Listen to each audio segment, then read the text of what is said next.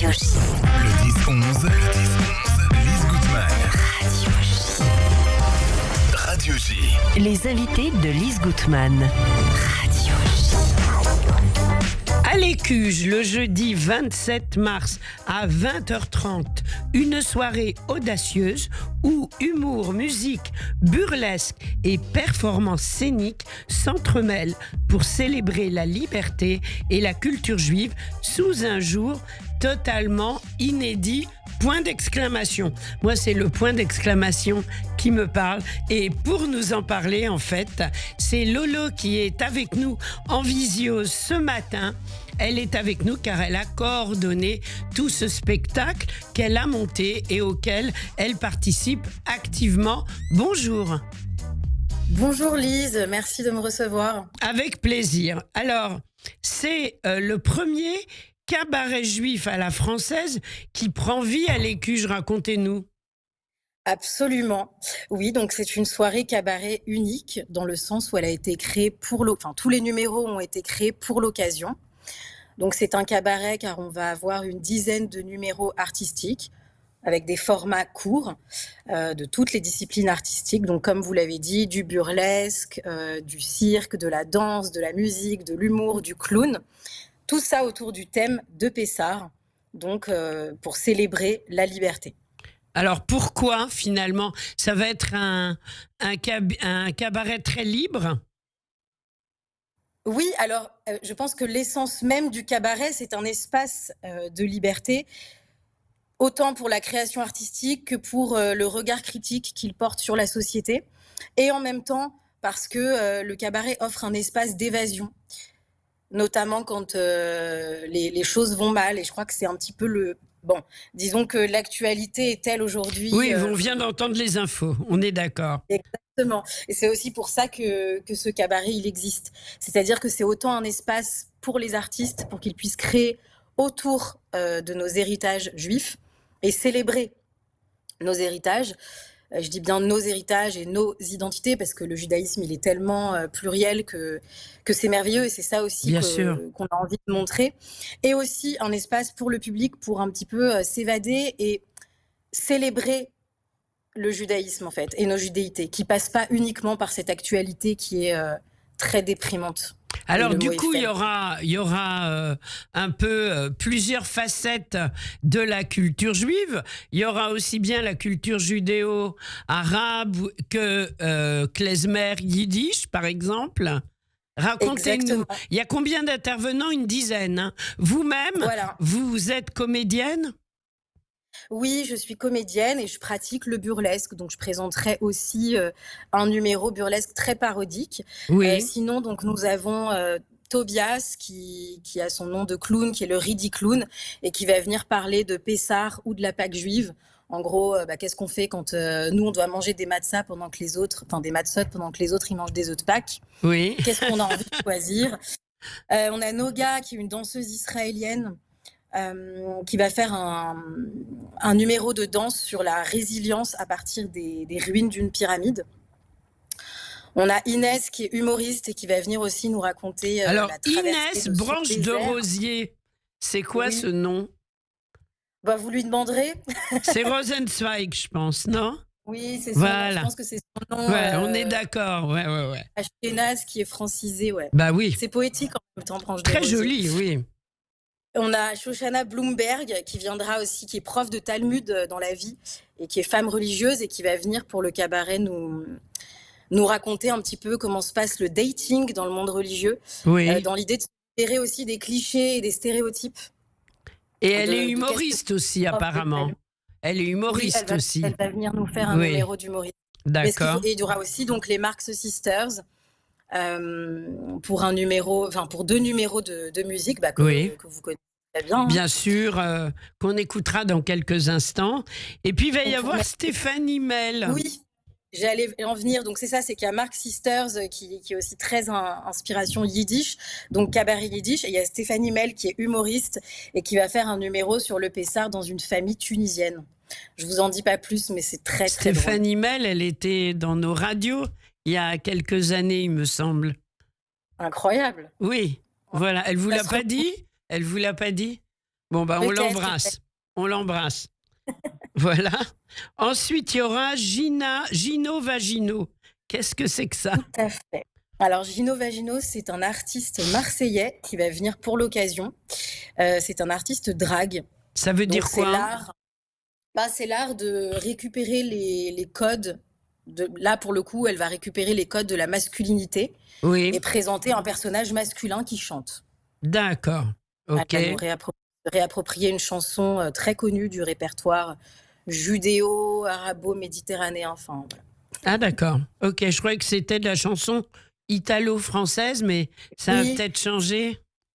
Je sais D'accord. pas, Enrico Macias, où est-ce qu'on le place? Ah bah pas en Italie, ça c'est sûr, mais voilà.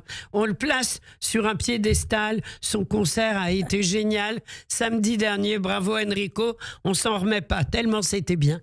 Lunarium. Alors, Lunarium, c'est une artiste qui fait de la linogravure et qui viendra exposer ses linogravures. Magnifique. Donc là, ce sera pas sur scène, ce sera en dehors. Ce sera en dehors de la scène, oui. Et je trouvais ça très intéressant parce que donc elle grave. Là, il y a une sorte de gravure du support. Et moi, ça me fait penser à la gravure de la Torah, en fait, D'accord. dans le désert. La culture juive, la tradition, on sent que c'est important pour vous.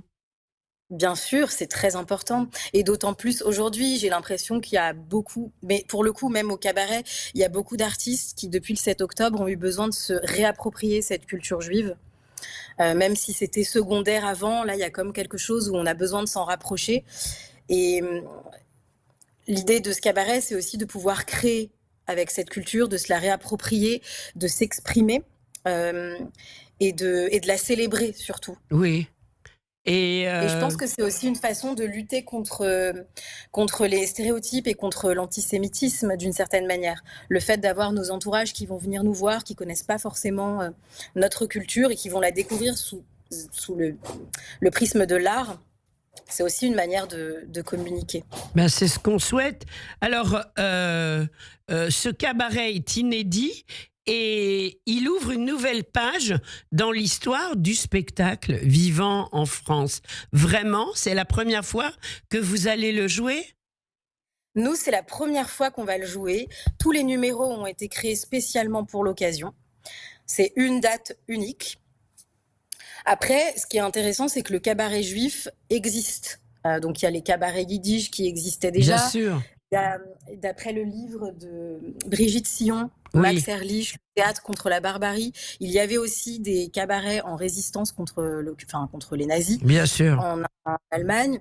Et puis, il y a aussi aujourd'hui toute une mouvance de cabarets, donc que ce soit à New York, à Londres, et même à Mitzpeh-Ramon en Israël, il y a des cabarets, Oui. en fait. Et donc, vous avez choisi de vous faufiler, entre guillemets, dans cette tradition. Oui, absolument. Je trouve que c'est important qu'il y ait aussi à Paris, qu'on puisse Mais célébrer oui. aussi les cultures juives à travers les biais de l'art et à travers l'art du cabaret. Bien sûr, bien sûr. Moi, c'est important. Il y a un cabaret, il existe un cabaret juif, mais plus, on va dire, queer, donc très particulier à Paris. Mais moi, c'était important qu'on s'adresse à la communauté juive Oui, bien sûr. aussi, et qu'on lui fasse découvrir cet art-là, et qu'on s'adresse aussi à elle dans le sens où, comme je le disais tout à l'heure, la société, il se passe pas un jour sans qu'il y ait quelque chose d'antisémite. Et Oui. c'est lourd de Bien sûr. vivre. Et donc, je trouve que cet endroit, c'est aussi un espace où on puisse célébrer et vivre notre judaïsme avec joie, ou nos judéités avec joie. Oui.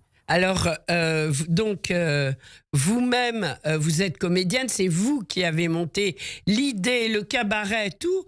Depuis combien de temps vous avez eu l'idée de monter ce cabaret et combien de temps avez-vous mis pour le mettre au point, en fait? Alors, donc, je suis partie en Israël en octobre Oui. 2024, donc un an après le 7 octobre. J'avais besoin d'être sur place et de revoir des personnes, parce que j'ai vécu en Israël il y a quelques années, donc j'avais besoin en fait de me reconnecter aux personnes qui étaient là-bas et à l'actualité. Et j'ai rencontré par un heureux hasard Meigal, qui est une Israélienne qui a monté un cabaret à Mitzpeh-Ramon. D'accord.